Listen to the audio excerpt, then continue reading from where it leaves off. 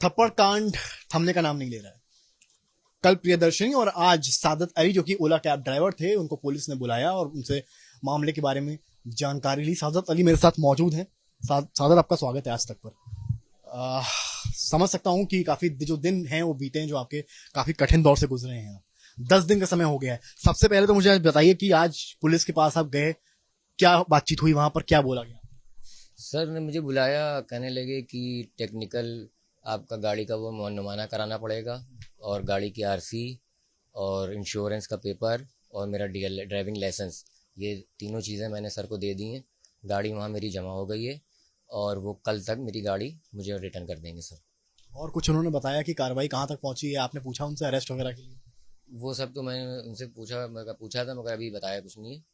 कह रहे कार्रवाई चल रही है, हो जाए पकड़ जाएंगी बोले तो। इस तरह से बताया जी उन्होंने। बताया। 10 दिन हो गए सादत, जी सर। कैसे बीते हैं 10 दिन आपके? सर 10 दिन तो बहुत मुश्किल के गुजरे हैं, क्योंकि मैं बाहर जा रहा हूँ। लोग तरह तरह के सवाल पूछ रहे हैं और कह रहे हैं कि तुमने मारा क्यों नहीं। और घर से बाहर भी नहीं मैं निकल पा रहा हूँ, माता जी मेरी बाहर नहीं जा पा रही हैं, छोटे भाई हैं वो भी नहीं जा पा रहे हैं, क्योंकि बहुत से लोग पूछ रहे हैं, बहुत से रिश्तेदार हैं, उनसे नज़र नहीं मिला पा रहा हूँ मैं। बस यही दिक्कतें हैं बहुत सी।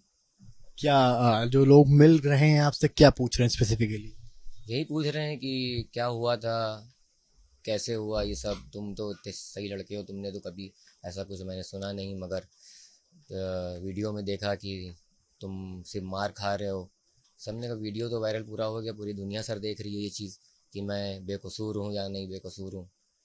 और मैं ये चाहता हूँ कि इनको गिरफ्तार किया जाए, क्योंकि मैं जो 22 थप्पड़ खाया हूँ, अगर वो 22 उन्हीं ने मारे थे, अगर वो 25 भी मारती जब भी मैं वो खा लेता सर। आपने कहा कि जो है पहले दिन जब ये कांड हुआ है आपको ही कसूरवार ठहरा दिया गया था, बिना कुछ सोचे समझे आपको लॉकअप में डाल दिया गया था। तो जी। कोई सर, मैं तो ये समझा था कि मेरा कोई वीडियो किसी ने शूट करा नहीं होगा। मैं तो समझ रहा था कि मैं जेल चला जाऊंगा। कोई व्यक्ति ने, किसने भी ये वायरल जो वीडियो करा, उसका मैं बहुत शुक्रगुजार हूँ। उससे मैं तहे दिल से शुक्रिया बोलता हूँ कि उसने वो वीडियो वायरल करा और दुनिया में पूरी ला के जनता को दिखाया कि क्या सच्चाई है क्या नहीं। मुझको भी नहीं पता था, मैं तो सिर्फ मार ही खा रहा था सर। आपको गुस्सा नहीं आया उस समय? मतलब यूजुअल एक होता है कि आदमी का हाथ चल जाता है। सर गुस्सा इसी वजह से नहीं आया क्योंकि मेरी माँ बाप, माता जी पिताजी ने मुझे ये तरबियत दी है कि किसी लेडी पे हाथ मत लगाना, और हम लोग के वहाँ ऐसा है कि किसी लेडी पे हाथ नहीं लगा सकते। चाहे लेडी थप्पड़ी पे थप्पड़ जड़ दे। जितने मारते थी जब भी सर में नहीं मारता, एक हाथ नहीं लगाता। प्रियदर्शनी ने आज तक से बातचीत में आज कहा कि वो तो कंट्रोल में थी, वरना 22 की जगह 25 थप्पड़ जड़ देती। सर मैं 25 खा लेता जब मेरी कोई गलती नहीं है, और मैं चुपचाप वहाँ खड़ा हूँ। मैं तो सिर्फ कह रही था कि मेरी कोई गलती नहीं है। और एक सवाल मैं और आपसे पूछ रहा हूँ सर। मेरे 10 दिन आज हो गए, मैं यही केस में ही फंसा हुआ हूँ। अगर मैं यही चीज़ अगर मैं करता तो मुझे तो एक्शन लेके पुलिस 24 घंटे भी नहीं लगते, वो 1 मिनट में उठा के लेके चली जाती। अभी तक कार्रवाई जो हो रही है वो तो ठीक है, मगर अभी तक उनको अरेस्ट क्यों नहीं करा है सर? किस वजह से क्या नहीं करा अरेस्ट? मैंने कुछ करा नहीं, इसका जवाब बताइए। आपने कहा 25 थप्पड़ खा लेते जी। तो बिना वजह कोई भी मार के चला जाएगा। अब ये सर हमें इसके बारे में मालूम नहीं, उन्हीं ने क्यों मारा, मेरी कोई गलती नहीं। मोबाइल भी तोड़ा, पूरी दुनिया ने हर चीज़ देख ली। अब तो मैं बता भी नहीं सकता, क्योंकि मुझे बोलने में भी अब बहुत वो हो रहा है सर। उन्होंने कहा कि मैं तो एक्सरसाइज करती हूँ, 10 साल से वर्कआउट कर रही हूँ, किस्मत अच्छी थी वरना मुक्का ही मारती। वो भी खा लिया था सर मैं।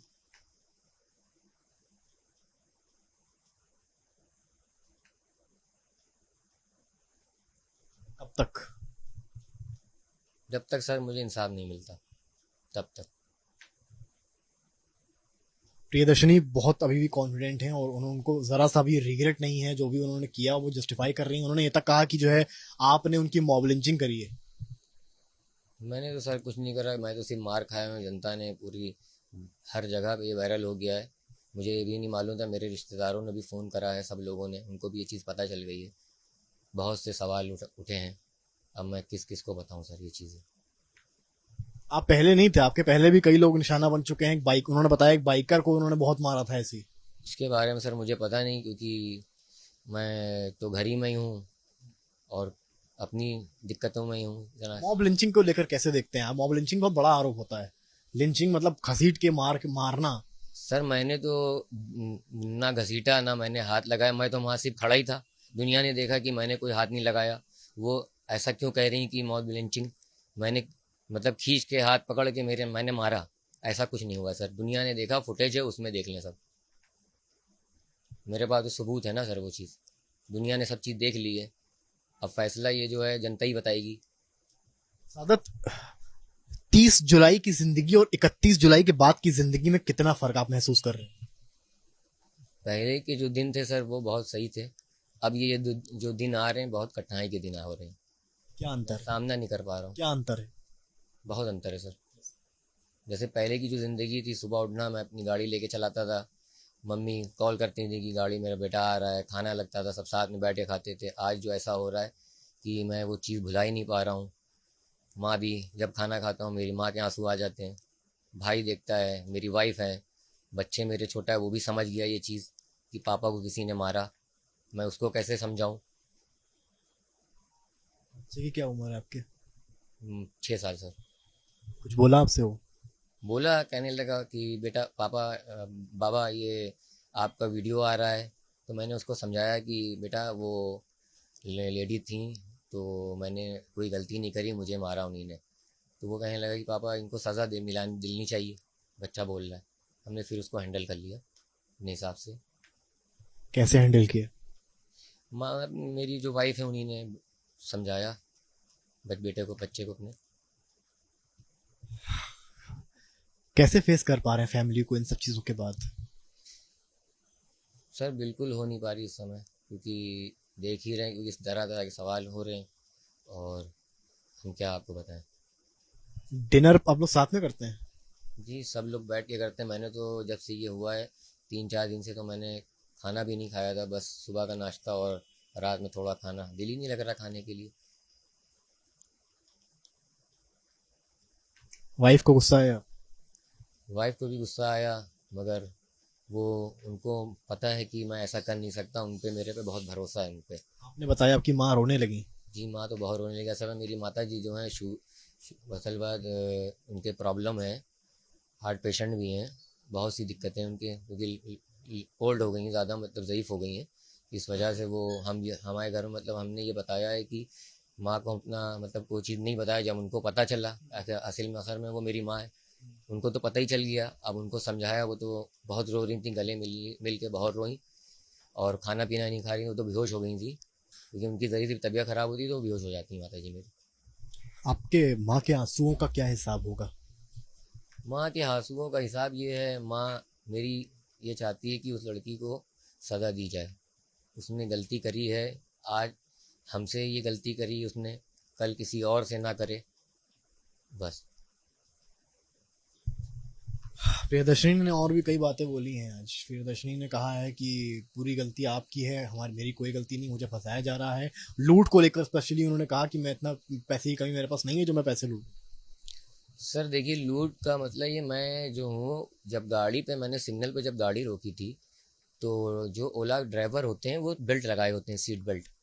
अगर आप सीट बेल्ट नहीं लगाएंगे तो ट्रैफिक पुलिस चालान काट देती है। मैं उस समय सीट बेल्ट लगाया था और मेरा मोबाइल जो था, जो ओला गाड़ी का स्टैंड होता है, कोई लोग सामने रखते हैं, कोई राइट साइड में रखते हैं, शीशे के बगल में मेरा वो स्टैंड भी नहीं है। जब जब पैसे जब इन्हीं ने डैशबोर्ड से निकाले, उसी टाइम जब तक मैं बोलने लगा कि वो मतलब इतनी फास्ट थी कि उन्हीं ने मोबाइल उठा के तोड़ दिया, फंसाने के लिए कि इसने मेरा एक्सीडेंट करा है।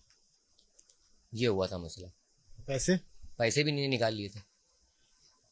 वो सारी बातें मान रही हैं पर पैसे वाली बात नहीं मान रही। पैसे वाले सर, हम बोल रहे ना सर इन्हें निकाले हैं, मैं झूठ तो बोलूँगा नहीं, क्योंकि सर देखिए ये दुनिया भी जान रही। मैं अगर मैं चाहता कि मतलब जो मुझसे जो पैसे निकले मैंने वही चीज़ बताई, क्योंकि ओला ड्राइवर जो होता है उसका सुबह से निकलेगा रात भर तक, शाम मतलब 9 बजे से अगर निकला तो रात के 9-10 बजे तक वो इतना ही कमा पाता है, इससे ज़्यादा नहीं कमा पाता। वो भी मेरी प्राइवेट बुकिंग थी, वो मुझे उसको अब थोड़ा। आप जब अपनी ओला गाड़ी से दोबारा निकलेंगे लोगों को पिक करने के लिए, कैसा क्या डिफरेंस रहेगा? सर पिक करने के लिए निकलेंगे, इंसान तो पहचान ही लेगा, मुझसे सवाल तो पूछेगा ही, क्या हुआ था क्या हुआ था। अब मैं उसको कैसे हैंडल करूंगा ये मैं भी नहीं जान रहा हूँ। अब चौराहे के पास जो आपकी गाड़ी पहुंचेगी, जी जी। आज ही मैं निकला था, जब मंत्रा थाने जब गया हूँ तो वहाँ से मैं अपनी गाड़ी तो मैंने जमा करा दी वहाँ पे। तो वहाँ से जब मैं टेम्पो से जब आया हूँ तो पब्लिक देख देख के मतलब पूछ रही थी मुझसे, तो मैं मतलब फ़ोटो ले रही थी, बहुत से लोग खड़े हुए थे, पूछ रहे थे, मैं किस किस को बताऊँ। मैं तो मास्क ही पहना था, मगर जब भी इंसान ने पहचान लिया। कभी सोचा था आप चर्चा का एक विषय बन जाएंगे? कभी नहीं सोचा है सर मैंने ज़िंदगी में। क्या मांगे आपकी आखिर में? सर मेरी मांग ये है, मैं ये चाहता हूँ कि उस महिला को क्यों नहीं अरेस्ट करा जा रहा है। और मैंने को अगर यही चीज़ अगर मैं करता तो पुलिस कितनी तेज़ एक्शन लेती, ना उसका पूछताछ होती। पहले तो सबसे पहले उसको हवालात में बंद करती। क्या वजह है क्यों नहीं बंद कर रहे? बंदा रहेगा अगर सही आपने कुछ कर दिया होता? तो मुझे तो वो बंद कर देते सर। ऐसे जो इन्वेस्टिगेशन जो हो रहा है वो कैसे होता? तो मुझे तो पहले तो बंद ही कर देते वो, उसके बाद सारी जो कानूनी कार्रवाई होती बाद में होती। आखिरी सवाल ले रहा हूँ आपसे मैं, सोशल मीडिया पे बहुत प्यार मिल रहा है आपको, मानता हूँ कि बुरा हुआ है आपके साथ, पर जब ये सारी चीजें देखते हैं कैसा लगता है? मुझे सर अपने को भरोसा है, और मैं ये भी नहीं कह रहा हूँ मैं गलत गलत हूँ या सच हूँ। क्योंकि देखिए अगर मैंने कोई गलत करा है तो मुझे भी सज़ा मिले, और अगर उन्हीं ने जो गलत करा है उनको सज़ा दी जाए। मैं ये नहीं कर रहा हूँ मैं सही इंसान हूँ।